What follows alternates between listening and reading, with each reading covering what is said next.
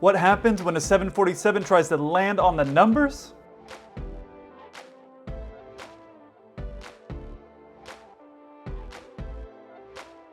Viral debrief. Coming up. Hey 7-4 crew, welcome back. If you don't know me, my name's Kelsey. I'm a 747 pilot. My channel, 7-4 Gear, is all about aviation. I can't tell you all enough how much I appreciate all of you for sending me these clips. If you have a clip that you want to see in this series, the two easiest places to send to me, my Instagram or the free forum, 74gear.com. I appreciate you all so much. Let's get into it.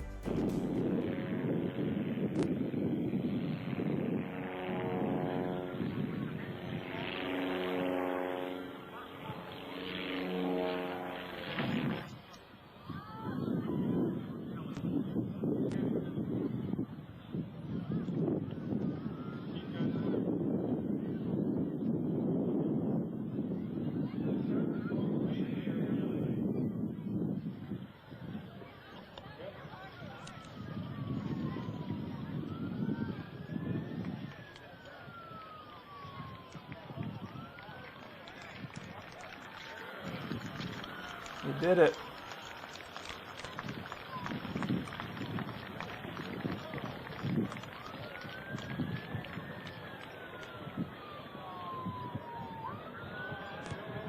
You may not have caught what actually happened and you thought maybe we're going to talk about this guy's kind of sloppy-ish landing with one tire, but if you didn't catch it, look at this right here. You see this right here? This is the prop.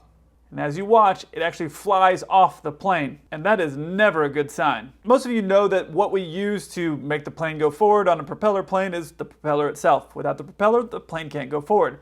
And in aviation, it's all a game of exchanging altitude and airspeed. And in the sense that you have a propeller, you're able to get airspeed, and with that airspeed, you're able to get altitude. If you don't have the altitude, you don't have anything to trade, which means what you can do is trade your altitude for airspeed. And that's what this pilot does very quickly. That right there is the prop. It just came off the plane. Now watch what the pilot does here. He noses over and heads for the ground. But it's not only because he wants to land. He wants to gain airspeed so he can make it to the runway. If that pilot were to be at, let's say, 300 feet and going very slow and then loses propeller, he's in a lot of trouble because he doesn't have a lot of altitude. He's got 300 feet that he can play with. So he can nose over a little bit and get a little bit of airspeed, but he also doesn't have any way to gain normal airspeed because his propeller is gone, right? So you have to trade your altitude for airspeed, and that's exactly what this pilot does, and he does it very quickly. As soon as that prop comes off, you saw him really push the nose towards the ground and get airspeed, and that's what he was looking for as the most important thing, because without enough airspeed, you're not going to make it to the runway. You see as he lands right here at the start of the runway, since he has nothing giving him speed, he has nothing to do except trade altitude. Because he nosed his plane over for a couple seconds, he was able to gain that speed to get himself to the runway and line up and land. Now he may have been coming in a little bit fast and that's why the plane didn't want to touch down, but he 100% did the right thing here. Got the plane on the runway and safely landed. And I would have done the exact same thing too. Come in and be over the runway a little bit fast is a lot better than landing a little bit short and possibly damaging your aircraft. Now if I'd been in that situation, my landing would not have looked nearly as good as what this guy did here. He obviously is a professional pilot and he did it perfectly. He traded his altitude, gained some airspeed. With that airspeed, he identified where he was going to land. He turned in early. He landed towards the beginning part of the runway and he came in a little bit fast, but at the end of the day, that's better to get in and float a little bit down the runway than try to land right on the numbers or right on the 1,000-foot markers or anything like that and possibly not make it to your destination of what you're trying to do. So this pilot did an amazing job. If I were to do that, it would have been a Code Brown situation for sure, but he did a great job getting that done.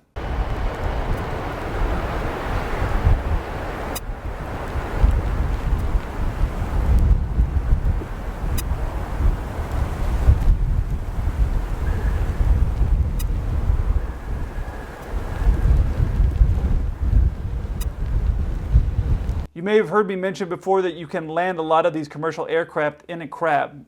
This right here is a crab. You see how the plane is kind of angled and not going straight down the runway like you're used to seeing? He's a little bit crooked. That's something we call crabbing. That's an acceptable way to land a lot of different commercial aircraft. What's funny is that when you go through flight school, it's not acceptable, and at that time, you don't have a lot of good coordination to get all the things done, but once you get to big jets, then you can do this. It's just, I don't know, I find it kind of humorous. You can also do that on the 747. You can land in the crab. What happens is the momentum of the aircraft coming down the runway, as long as you're lined up correctly, will bring the plane straight as soon as it touches down, which is exactly what happened here. Watch this. You notice as soon as they touch down, the momentum of the plane actually straightens them out on the runway. But then it starts to go back to the right because there's not enough rudder input and the nose goes back the same direction towards the wind. The reason that's happening is because the tail of the aircraft is catching the wind and there's no rudder input because this pilot chose to land in the crab there. Now on a 747, it's the same exact thing. And when I was going through flight school, something that a flight instructor told me, which was not true, which sounded like it made sense, but I was landing in a windy day. And the flight instructor said, oh, when you start flying big jets, you won't have this problem anymore because the wind doesn't really impact them as much. It made sense. The plane weighs 400,000 pounds. The little 20-knot wind wouldn't matter. But that's not true because the tail of a 747 is gigantic. So that wind surface that the wind is hitting on is just hitting on a bigger area, right? It doesn't really matter about the weight of the plane. So I remember landing a 747, the wind actually was pushing us and I thought, man, this isn't that windy, but it is pushing our tail around. You may have seen something like this on a ranch. I call them weather vanes. I don't know if there's another better word for it, but the concept is the same. As soon as the wind hits right here, the nose of this weather vane points to where the wind is coming from. So when the pilot makes this landing, what happens is as soon as the wheels touch down, the momentum pushes the plane going forward. However, the wind is still blowing. So with the wind blowing, it hits the tail of the plane and it makes the nose point back towards the wind. And because this pilot decided to land in the crab, he wasn't using the rudders to keep the plane going straight down the runway. So now they're having to make the corrections while on the ground with not a lot of space on that runway. I have a different strategy when I'm doing this for two reasons.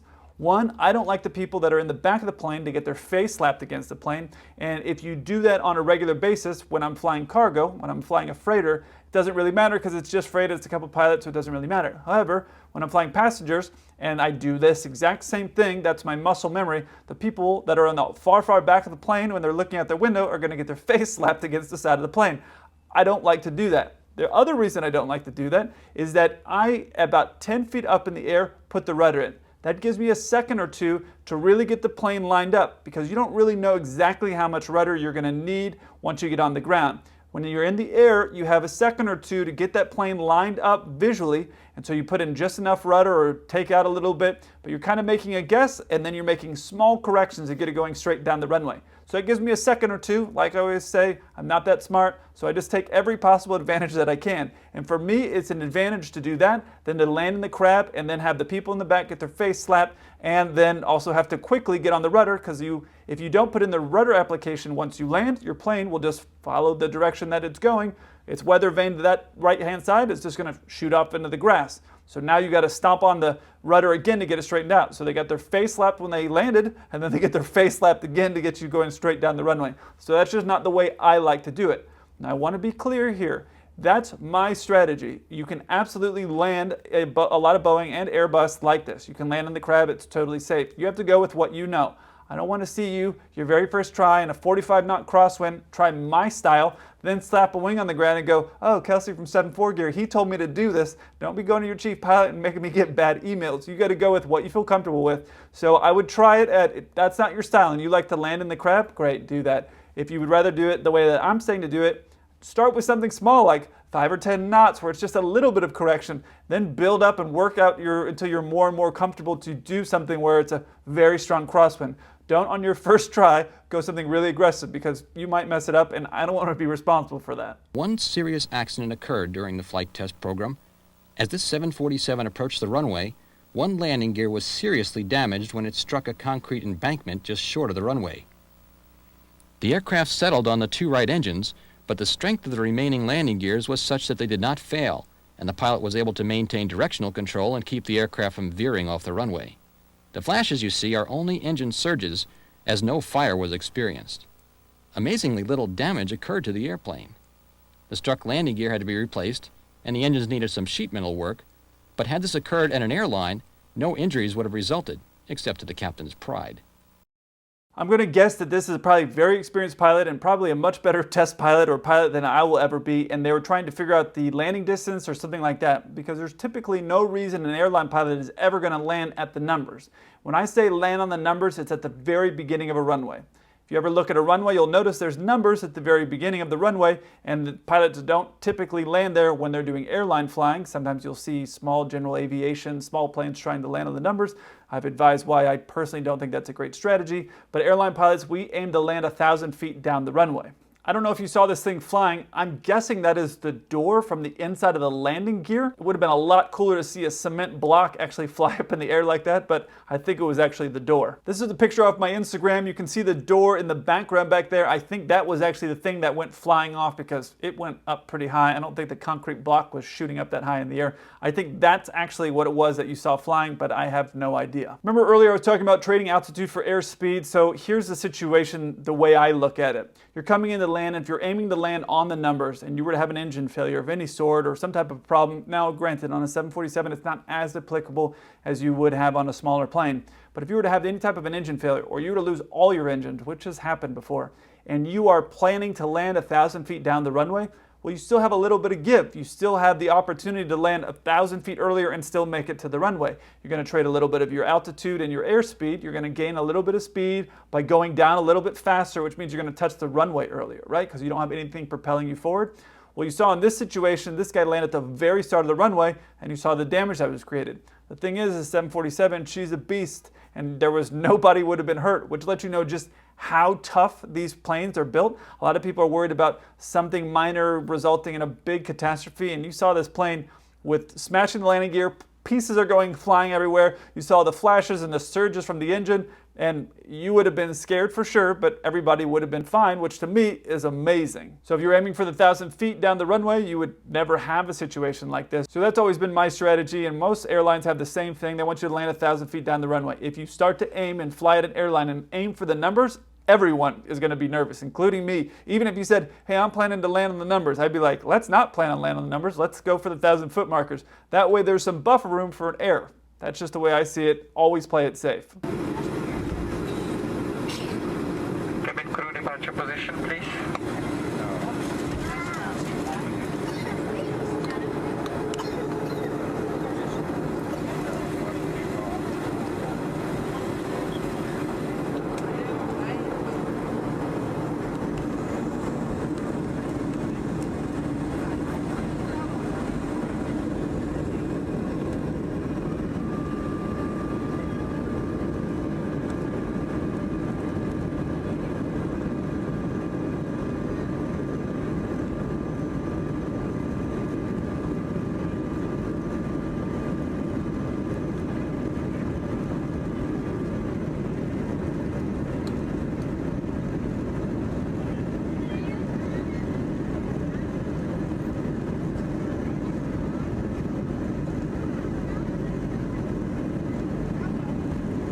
How many of you caught what was going wrong with that video? You see these bars right here? Those are something that you will only see on a runway. So this is the plane getting on the runway. And the flaps, these things right here, they aren't extended yet, and they're always extended before you get on the runway ready for a takeoff. Now the flaps are something that we use to fly slower. And why would you want to fly slower? Well, you want to get enough lift to get off the ground. So these flaps allow us to take off and land a lot slower. The easiest way to explain it is, imagine if you had a small piece of cardboard and you stuck your hand out the window of a car as you were driving down the road. And now if you just have a small little piece of cardboard and you put your hand out the window, there's going to be a little bit of force to push your arm up in the air, right?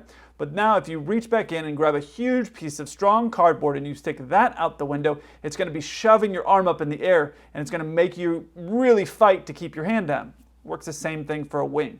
Those flaps are making the wing bigger. It's changing the shape of the wing, which allow the plane to fly. It's giving enough force to push that plane up in the air, pushing them up a lot higher at a lot slower speed, right? So those flaps is what we use to take off and land. So we can take off at a normal speed, not going 1,000,000 miles per hour, and the same thing for landing. So we don't have like a 50-mile runway when we're landing, like the Fast and Furious like to show. So when he pushes the throttle up here,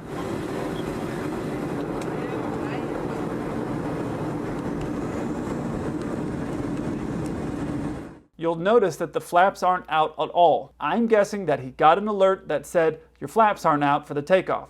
And then he has two options. The first option would be to abort the takeoff. If you abort your takeoff, the air traffic control is going to know. They're going to ask you what the reason is. They're going to report it to your airline. And all these things are going to take place. You're probably going to end up doing extra training and blah, blah, blah. Now, what they decided to do was push the throttle up, and then they got the warning. On our plane, on 747, it says config flaps. So it'll say that, saying you're not configured for takeoff. Then what I'm guessing they did is they decided to put the flaps at whatever the takeoff setting was. They configured the flaps for takeoff. So while they were rolling down the runway, those flaps were getting into the takeoff position. So that avoids that people know. That's assuming that somebody isn't back there filming, and then some guy doesn't have a YouTube channel where he's calling you out. Sorry, bro. Now I want to be really clear here. What they did, while a little bit reckless, wasn't really putting those passengers in danger from the sense that they didn't take off until the flaps were fully extended. So it'd be the same as taking off down the runway with the flaps fully extended. They didn't put them in danger from that standpoint. Nobody was really in danger, and I always say, at the end of the day, the pilots want to go home, so we're not going to do anything stupid. However, that's not the way that it's supposed to be done. The flaps are supposed to be out before you even get onto the runway, so that's not what was happening. So from that aspect, they obviously weren't doing everything in the exact procedures and the checklists and all the things the way they're supposed to do them, and the airlines had them there for a reason. A guy explained it to me. He said, these aren't your planes, these are your airline's planes. So when they tell you this is how they want you to fly their plane, then you need to fly it that way. When you own your own plane, well, you can fly it however you want. Speaking about unsafe flying, if you haven't seen the Hollywood versus reality where they do some crazy unsafe flying, check out this video here. And if you want to see some pilots getting into fights with air traffic control, check out this video up here. I look forward to hearing from you. Until then, keep the blue side up.